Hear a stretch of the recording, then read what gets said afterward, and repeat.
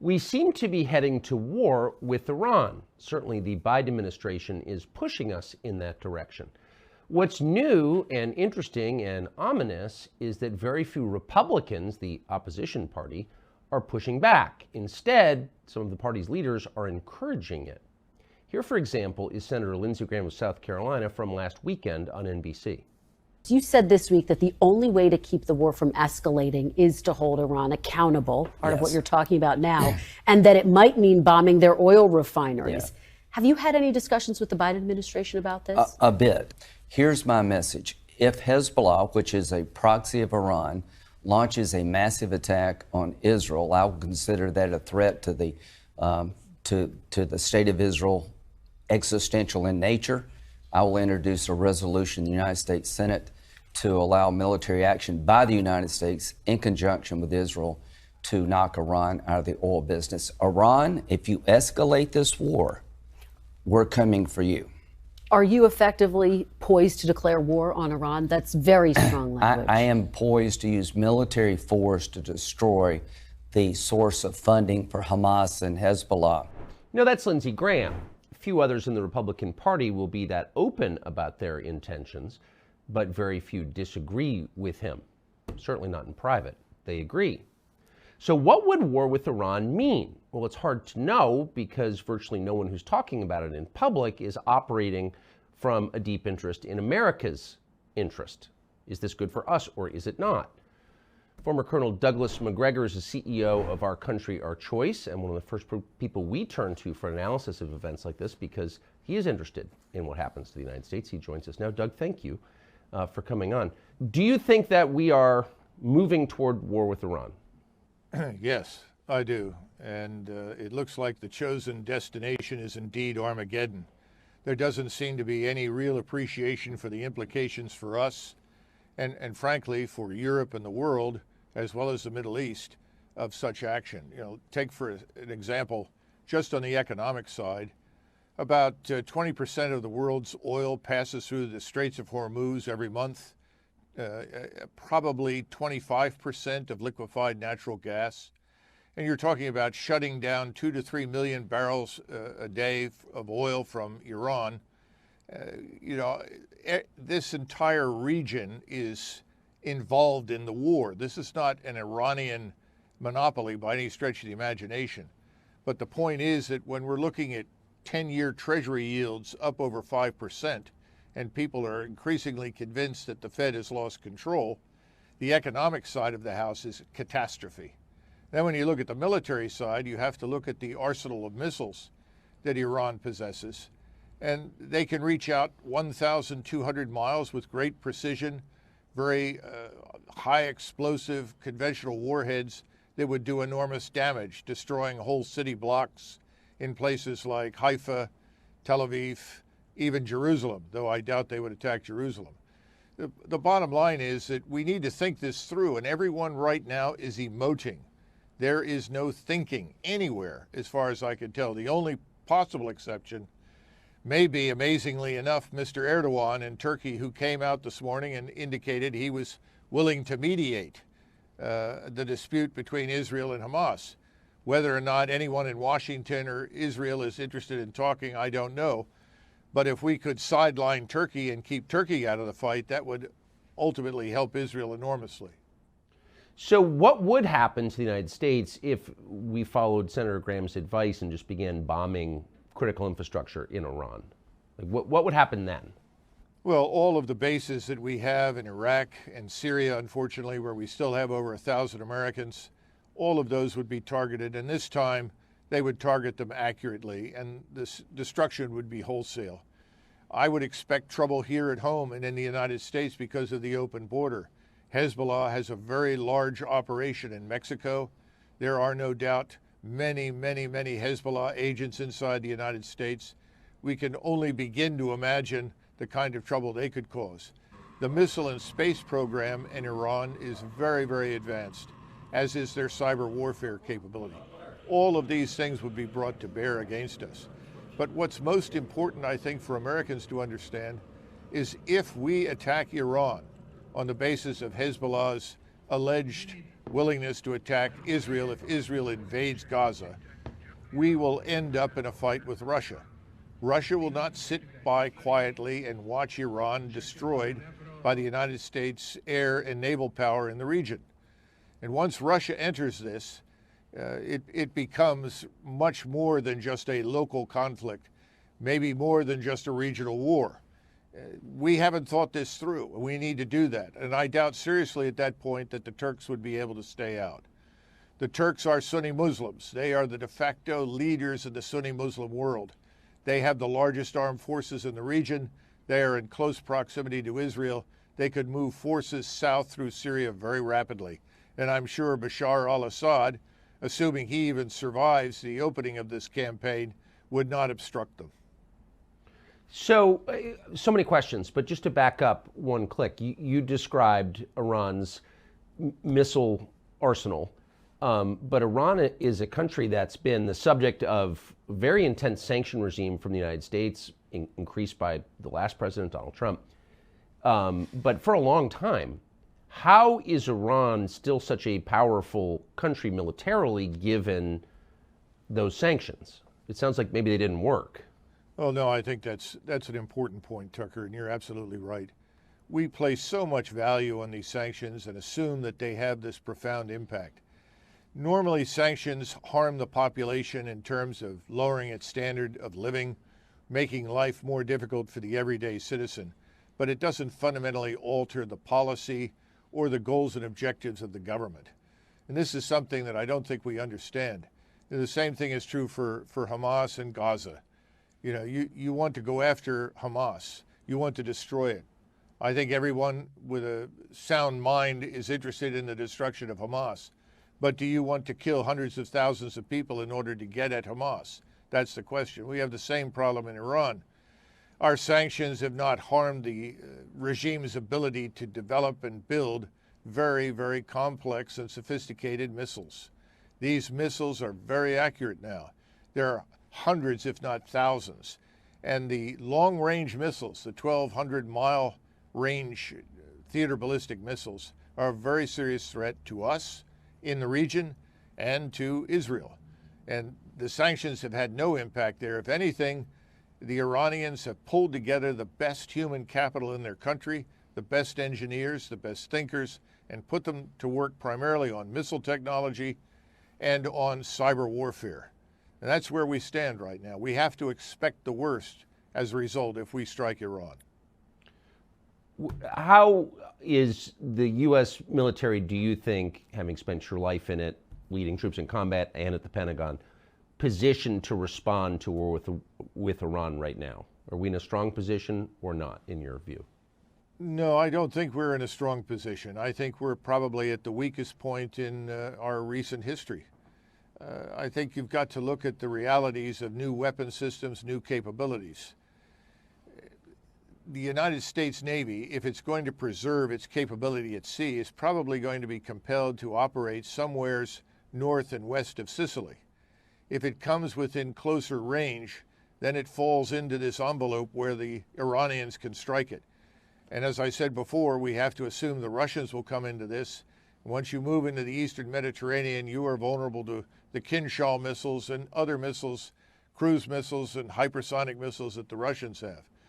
This makes it very difficult to fly strikes in support of the Israeli Defense Force against Hezbollah, because now you're flying a very long distance. You deliver your ordnance, you have to land in Israel in order to refuel.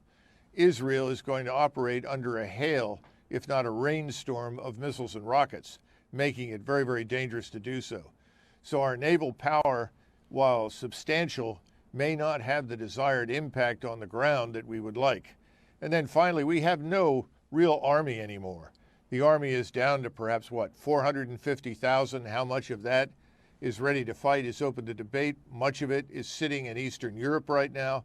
We don't have the means to rapidly ship a large force of 80 to 100,000 troops on the ground into the region, which means that we're reliant on special forces and right now 2,000 Marines and perhaps 2,000 special forces and special operations forces. That's not going to make much of a dent. And as we've seen quite recently within the last 24 hours or so, Some of our special ops forces and Israeli special ops forces went into Gaza to reconnoiter, to plan for where they might want to go to free hostages and make an impact. And they were shot to pieces and took heavy losses, as I understand it.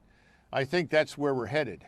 And I don't see that as a win for Israel in any way, shape, or form, and I certainly think it's very dangerous for us.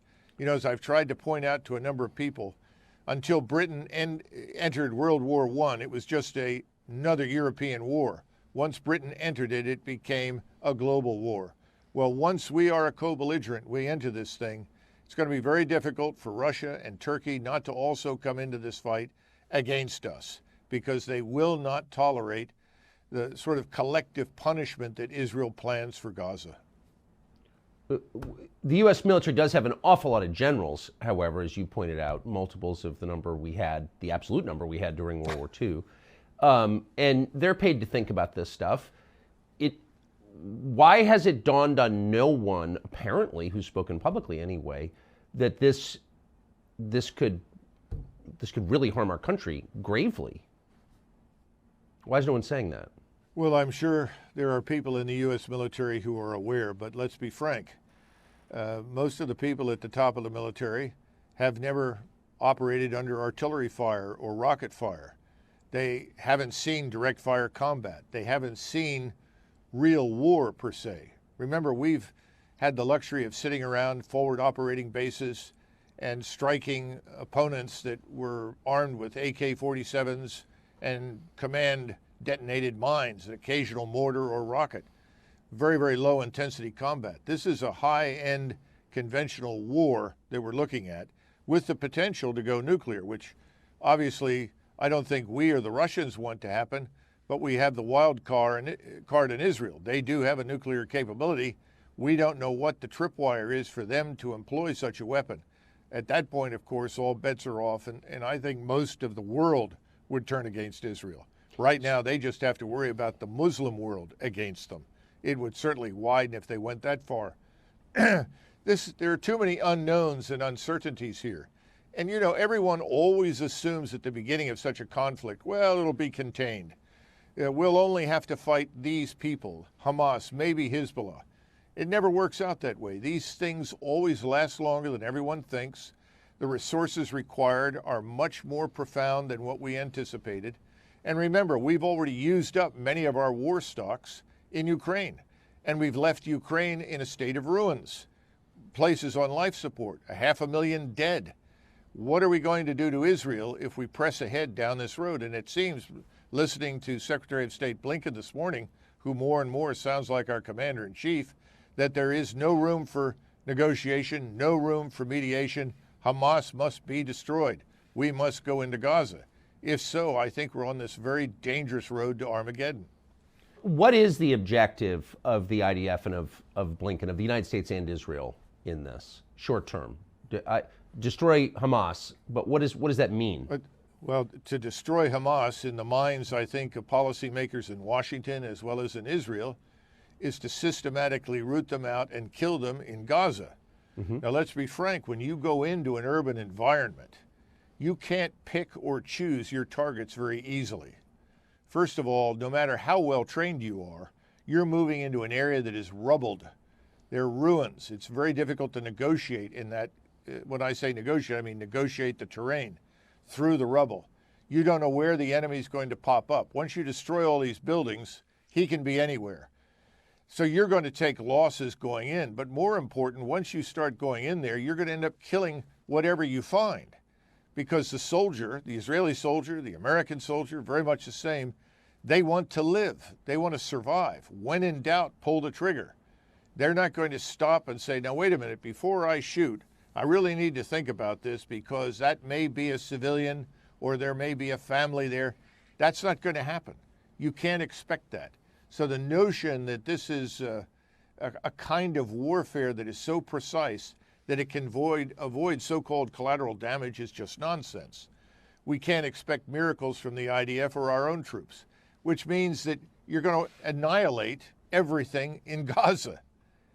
And remember, the Israelis would like to push the population out. The problem is when you push the population out, if you did into Egypt, you're going to run into trouble with the Egyptians, but even if you manage to get them there, you're only moving the problem that confronts you 20 miles, 30 miles away. In other words, killing people isn't going to solve the problem.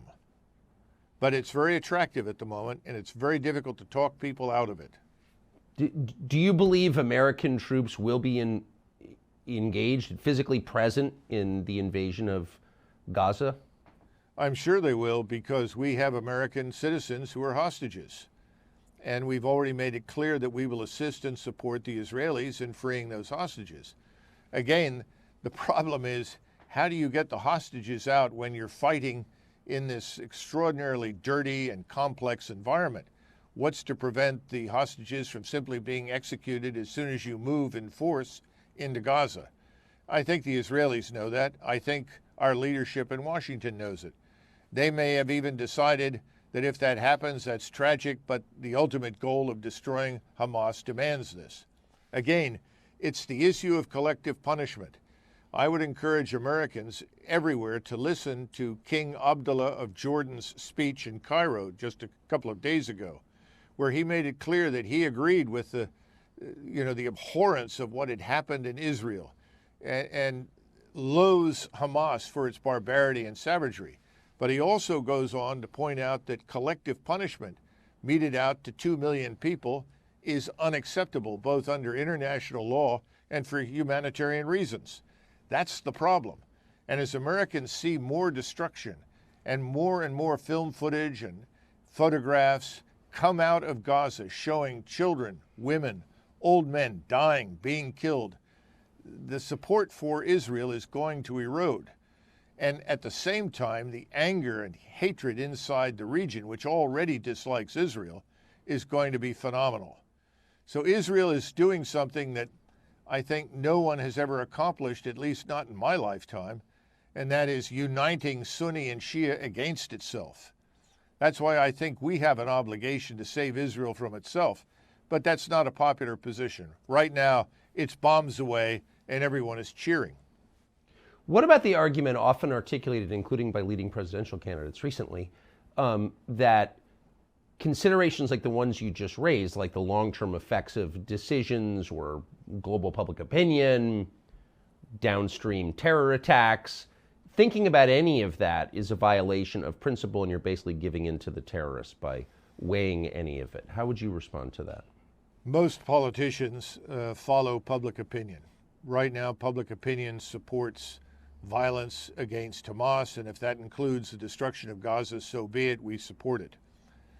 Very few people look beyond that and understand the larger consequences. In the last century, or I guess I should say in the early 20th century, the great powers intervened on more than one occasion to prevent Turkey from being destroyed. Not because they loved the Ottoman Turks, but because they saw the alternative being chaos. Turkey had a role to play. Therefore, we want to preserve it. We have to think about Egypt. Egypt has been a good strategic partner for Israel. They've kept the peace there for decades. The Egyptians are now in a very difficult position. At least 100,000 Egyptian troops have been moved towards the border with Gaza, involving several divisions. Under great pressure from public opinion in the Arab world, in the Muslim world, they may have to engage the Israelis because no one will protect the population in Gaza. That's a terrible, terrible possibility, one that we don't want, because if that happens to Egypt and Hezbollah attacks from the north, that will bring in everyone else. And we're suddenly confronting a war on a regional level that is going to harm us economically, physically in many ways, but could threaten the very existence of Israel, which I think is the root problem here. We don't want Israel's existence threatened. We want to save Israel. We want to keep it intact. But we may not be able to do that if this war runs out of control. And let's be frank, historically, wars run out of control. They move in directions you never anticipated. So if you think you can plot this route forward, as Lindsey Graham thinks, you're crazy. Once this is unleashed, it's not manageable anymore. You you made reference a couple of times to the American citizens being held by Hamas. What do we know about them? Well, I think most of them are American citizens who happen to be Jewish, who are there to celebrate during the holiday period or participate in this music festival we've heard so much about. I don't think they ever anticipated anything like this happening. Yeah. The problem is, as we've said before, extracting them from this haystack is nigh on to impossible. What about the concerns about terrorism in the United States in the wake of all of this? Well, I think they're very valid. Yeah, I think these concerns are very, very valid. We've had open borders now for the last 2.5 years, but we've had an illegal migration problem for the last 3+ decades. We don't know who's in the country. We really don't. No one at Homeland Security can tell you who is here. The Europeans face something quite similar. They were bullied into admitting millions of Muslims from the Middle East and Africa. We've been bullied by our government to open the borders and let in effectively anybody who wants to come. So we don't know who's here, but we do know that Hamas, as well as Hezbollah, have positions in Mexico. Of the two, Hezbollah is much stronger, much larger, and much better equipped and financed.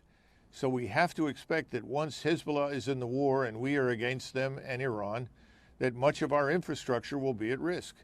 Something as bad or potentially even worse than 9/11 could happen here. This brings us back to the whole issue of immigration and border security. We've essentially ignored it. The same politicians who are pushing for war against virtually everyone in the Middle East, which is what it boils down to in the final analysis, don't seem to have thought carefully about protecting us or our borders from all of the terrible things that we've seen in Israel. How much damage could these same people do to us in a shopping mall in the space of 15 minutes? It doesn't take much imagination to understand how dangerous this is. Do you think that this war, if it comes, and as you said, it seems like it is, how will that affect American domestic politics? War traditionally has been used by the people in power to shut down dissent. Can you imagine that happening in this case? Well, I think they'll try. Fortunately, thanks to people like Elon Musk, who bought Twitter and ended the censorship or suspended it, the truth does get through and reach Americans. But Americans will figure out pretty quickly if two things tend to happen at once. You have the war overseas and the war here, but remember the economy and the financial condition right now. If you turn on any of the business channels, for the first time in my memory, lots and lots of analysts are coming on and talking about the Fed having lost control, the rising interest rates, the inability to manage and cope with the sovereign national debt of $33 trillion. And that's the tip of a proverbial iceberg. We already have Americans who are struggling with inflation anyway. Now we're looking at potentially scarcity. We've drained our strategic oil reserve for all intents and purposes. If the Strait of Hormuz is shut down, if the Suez Canal is closed, we're in a lot of trouble in the short run, that's for sure. How rapidly can we recover from all of this? How many refineries can we put back into operation? How much drilling can we do quickly? The answer is not very much. So draining that strategic oil reserve was a very serious mistake. But as we become impoverished and chaotic and subject to these terror attacks, we'll be winning important moral victories, don't you think? Well, in our effort to stand at Israel's side and help protect Israel, we have taken a different route and cast moral turpitude to the side. In other words, how do you help one without committing a war crime against the other? This is the problem with collective punishment. This is the problem with annihilating Gaza and trying to sweep out its population. That's unacceptable to us as Americans. I don't think if you sat down any of Israel's most ardent supporters in the United States and said, are you willing to trade the lives of several 100,000 people in Gaza for the lives taken in Israel by Hamas? After all, Hamas and Palestinian Jihad were the fighters. They lost 1,500. There were 3,000 involved in the several waves of the attack. they're dead. Now we're looking at perhaps 5,000 civilians dead. How many more will we witness? Is that somehow or another justified morally? And I think a lot of Americans will struggle with that. That's why I say it would be best if we had a cooling off period. I'm glad that the Israelis are waiting for additional naval power to arrive on station in the Mediterranean, and also for additional equipment, theater ballistic missile defense, and so forth. But we need to use this time to think carefully about how far we want to go, because right now it's a one-way street to regional war. And I don't think anybody really wants that if they think about it carefully. Therefore, looking at someone like Erdogan, however slippery we may consider him to be, his willingness to mediate is a bright light in an otherwise very dark sky. And we should look to that, because we don't want the regional war. It will destroy us economically. We're already in bad shape. We've already suffered because of the foolish intervention in Ukraine to try to destroy Russia. Now we have Russia more powerful militarily than it's been since the 80s, and it's poised to enter on the side of Iran. We should all give that some serious thought. Last question. Do you know of any leaders in the United States, political leaders at the Pentagon, within the Biden administration, who are thinking clearly about this, which is to say, who are framing their thoughts on it around what's best for the United States long term? Is anybody thinking that way?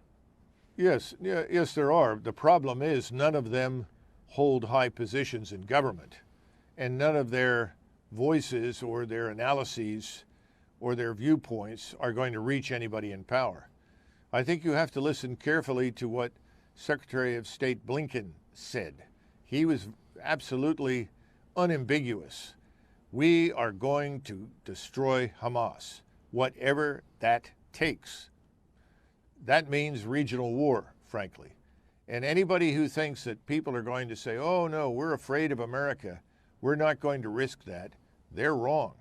They are not afraid to risk attacking Israel for fear of coming into confrontation with us. We are not the power we were in 1991, and they know that. And economically, our position is very fragile. Let's face it. So the bottom line is, yes, there are people out there, but they're not being heard, and they're not going to be heard in the current environment. Doug Macgregor, thank you so much for that. Appreciate it.